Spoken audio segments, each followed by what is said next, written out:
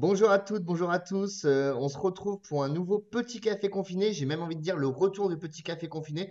On avait un petit peu attendu après en avoir fait 22 au début de confinement, c'était pas mal.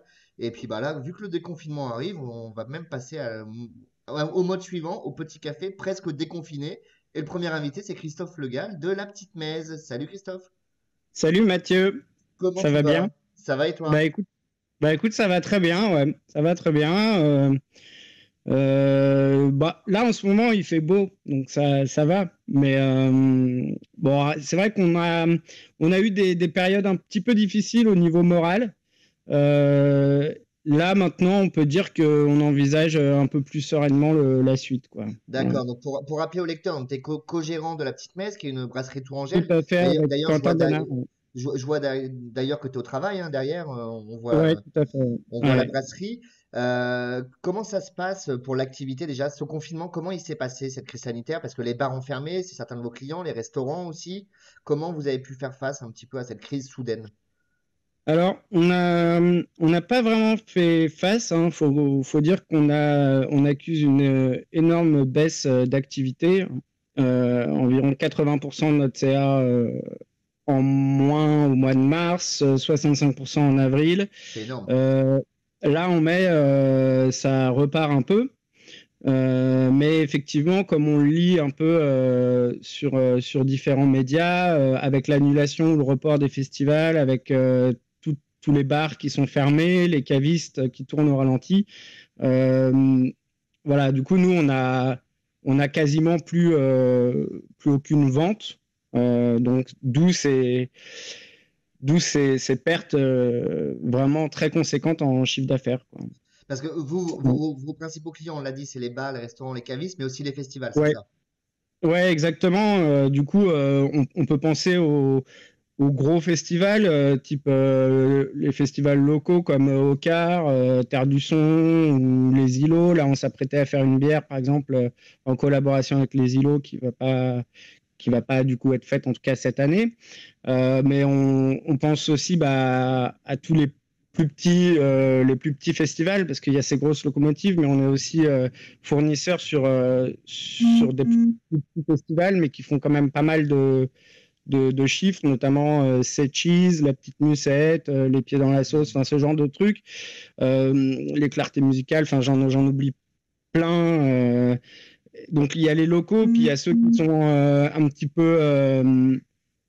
un peu plus loin, type le Paillasson à côté d'Orléans. Enfin voilà, donc tout ça, pour nous, c'est vrai que c'est de la perte. Il y a aussi les particuliers pour les mariages et tout ça. Enfin, on fait aussi de la location de tireuses, donc on a plus ça non plus. Oui, toute la partie événementielle, en fait. Voilà, donc ça, la partie événementielle, ça représente environ 30% de notre chiffre annuel. Donc là, bah, on s'assoit dessus, quoi. Alors, Hein. votre métier, bon, c'est la distribution de bière, mais c'est aussi la fabrication. Du coup, vous Ouais. brassez quand même, malgré tout, pendant ce confinement, vous préparez l'après. Comment ça se passe, le métier, un petit peu?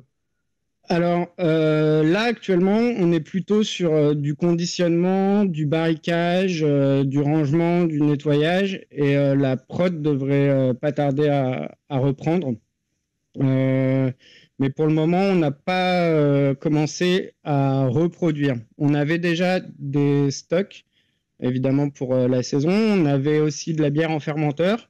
Donc, on a laissé traîner un petit peu les fermentations. Sur certaines bières, enfin, même sur la plupart des bières, c'est très bien. Hein. Donc, ça, ce sont des bières qui ne seront pas perdues. Mais pour toutes celles qui étaient conditionnées, et notamment toutes celles qui étaient conditionnées en fût, on va avoir pas mal de pertes, quoi. Voilà. Donc, pour éviter cette perte, on a fait deux choix. Le premier, c'est ce qu'on appelle une prorogation sur la durée de durabilité minimum. Donc, on a allongé la durée de consommabilité, si on peut dire ça comme ça, D'accord. de, Alors, de comment on certains de augmente nos cette coûts. durée, pour expliquer un petit peu? Alors, bah, c'est suite à des tests gustatifs, évidemment, hein, mais donc c'est un choix, en fait, c'est au brasseur de fixer la DDM, on appelle ça la date de durabilité minimum. Et donc là, on l'a prorogé, donc c'est-à-dire que sur les fûts un peu fragiles, on a rajouté 3 mois. Et puis sur les autres bières, on a rajouté 6 mois. Donc on a porté à 9 mois et 12 mois les dates de consommation de nos fûts qui avant étaient de 6 mois pour toute bière confondue, quoi. D'accord. Donc ça, c'est dans le but d'aider nos distributeurs qui avaient, pour beaucoup, pas mal de stock chez eux. Voilà. Et donc, on a décidé on a constaté qu'on allait pouvoir rallonger un petit peu cette durée de consommation. Alors, faut pas se leurrer, on fait pas de miracle, hein. L'idée, c'est de garder toutes les qualités organoleptiques de nos bières. Donc, on n'a pas rallongé à l'infini ces durées de consommation. Oui, oui, bien Donc, il y sûr, aura oui. de toute manière des bières Oui. jetées, données. Au bout d'un moment, elles perdent de leur saveur et puis de leurs éléments. Enfin, Tout à fait. voilà. C'est des Ouais, produits ouais. vivants, on le rappelle. Une bière, c'est un produit Ouais, vivant. ouais, bien sûr. Ouais. Pendant ce confinement, j'ai vu que vous avez essayé aussi la livraison, les ventes un petit peu en direct. Ça a marché? Alors, tout à fait. Dès le début, dès le 16-17 mars, on a travaillé avec notre webmaster qui a mis en place tout un nouveau site avec un e-shop. Et effectivement, on a livré tour à glos. On est très content du soutien et de l'engouement des gens, mais bon, voilà, je pense que c'est une mesure qui est réellement valable pendant le confinement.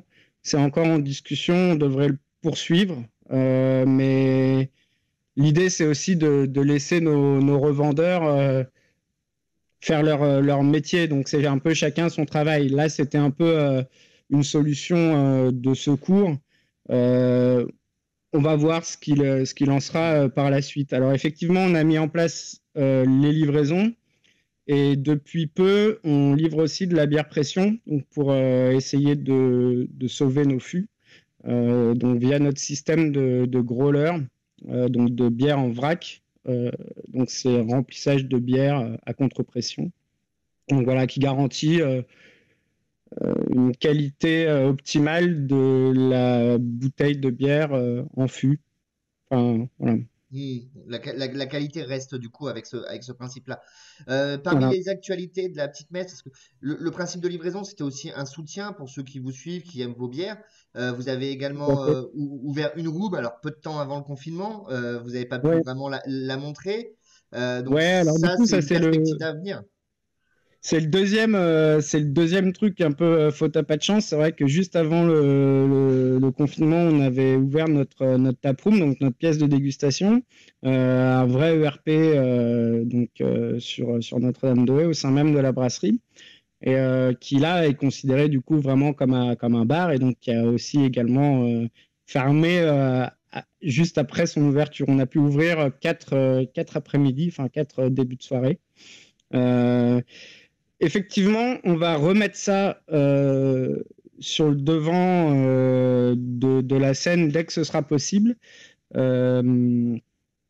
avec peut-être des ouvertures étendues. Donc pour le moment, on était ouvert les jeudis et vendredis de 17h à 21h, et on est en train de réfléchir à la possibilité d'ouvrir par exemple du mardi au samedi. Enfin, c'est encore en cours de réflexion, mais effectivement, Ça fait partie des éléments pour l'après, ouais.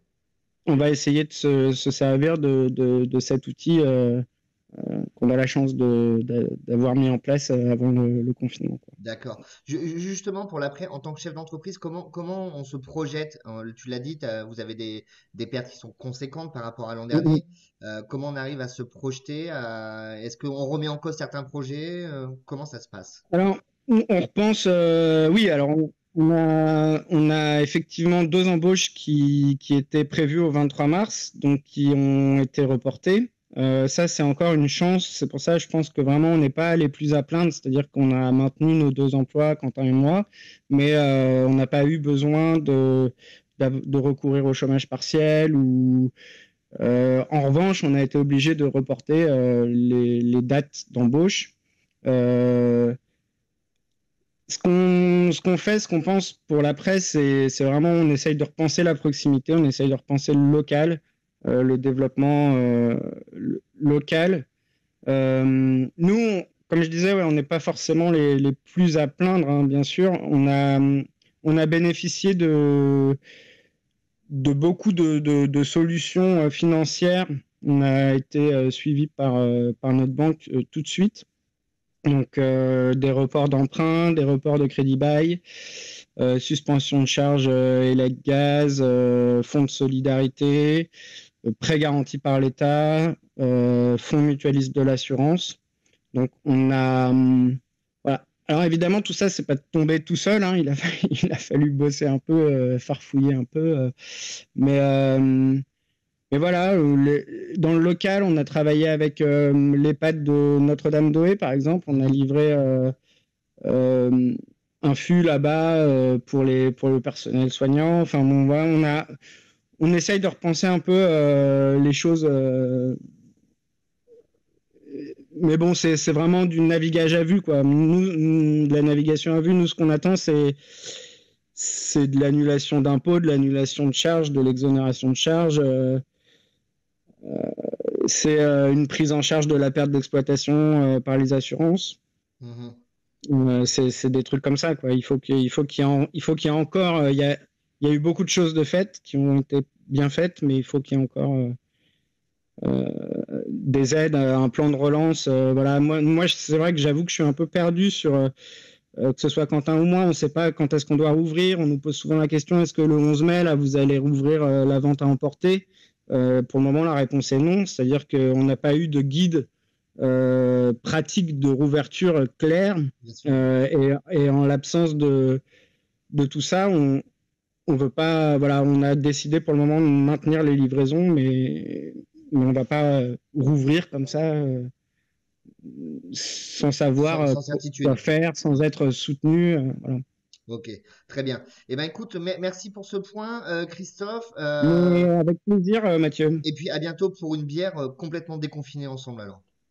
Ça marche, avec plaisir. Santé. À bientôt, au revoir. Salut.